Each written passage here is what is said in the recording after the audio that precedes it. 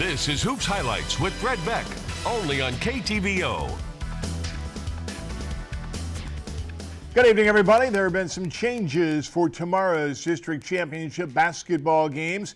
The Macon girls game with Palmyra will now start at 2:30 because of the impending winter storm. This will be the third time the teams have met. They have both won by a point.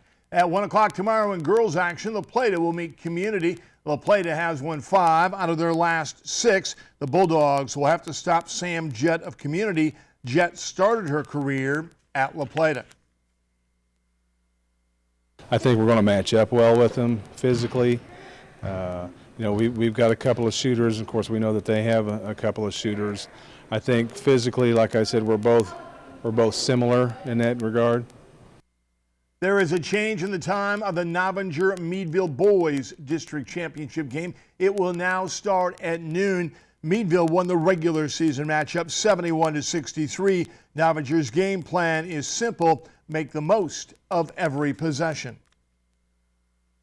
We match up pretty good with Meadville, and I think Shipfoot Boy especially is a good player. He can do a lot of things. He rebounds well, he shoots it well, shoot from inside and outside, and all 5 guys can score, so we've got to have a hand in their face.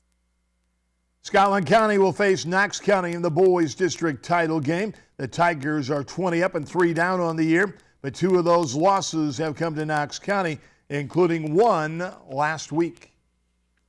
They give us a little bit of problems when we got a couple big guys on the floor, taking them away from the basket and then trying to break us down. Once you get in that position, you got defenders trying to switch from here to there, and they get easy looks or easy kicks. And when they're making shots like they were when we played them Saturday night, they're hard to defend. The Knox County Scotland County girls game should also be a classic. After losing their first game of the season, the Scotland County girls have run off 23 straight victories, including 3 against defending district champion and arch rival Knox County. Unless the girls can extend that win streak to 24 with the win over the Lady Eagles on Saturday, nothing they have done before means anything. We match up really well with Knox County, and our pressure so far, they've had issues with being able to handle our pressure. So and also the fact that if we play Knox County, that gives our girls a completely different outlook on the game. Scotland lost 2 of 3 matchups with KC last season, including the district semifinals. The Lady Eagles won by an average of nearly 15 points a game. This season, the Lady Tigers have taken the series by an average of 10 per game.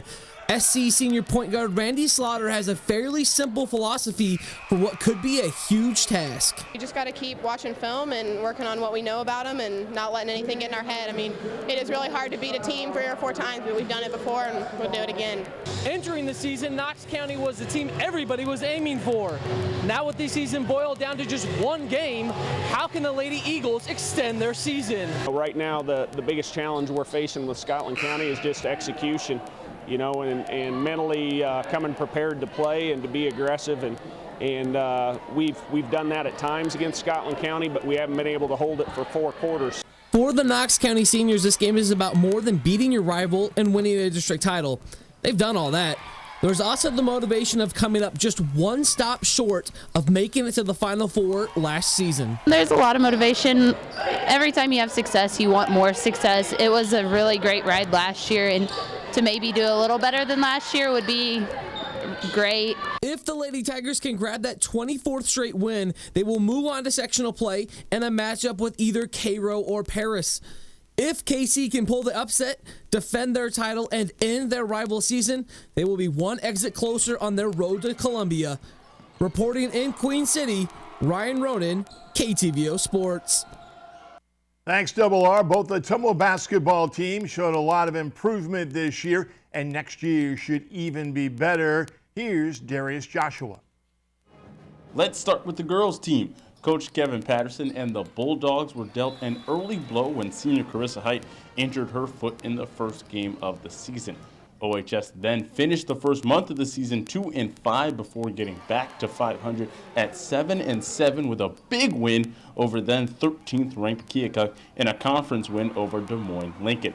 Height would return just in time for senior night to be honored before the game, as well as Jamie Nickerson, Devin Leffler, Christy Carey, Danny Reed, and Bethany Knox. And they started off as kids who, as freshmen, really some of them weren't really ready to play basketball, and they've just worked their way into to being impact players. Just a great group, and we'll miss them. In the last month of the season, OHS went 1-7 to end the year at 8-14. The start to the year was a bit different for the boys.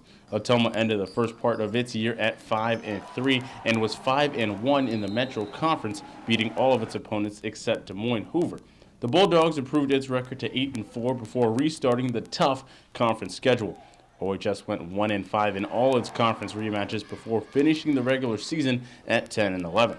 In its postseason game against winless Burlington, Isaac Ord of the Greyhounds scored 35 points to spoil the final home game for Ottumwa and its seniors. They've been great. They're such good people, good teammates. They really want everyone to do well, which is rare for a high school senior. It is special. They've been a really good group to coach, so I've been really lucky for that. OHS will say goodbye to seniors Nick Young, Brock Hopwood, Aaron Roan, and 2 other seniors, Seth Rupp and Brett Bennett.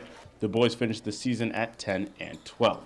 Darius Joshua, KTVO Sports.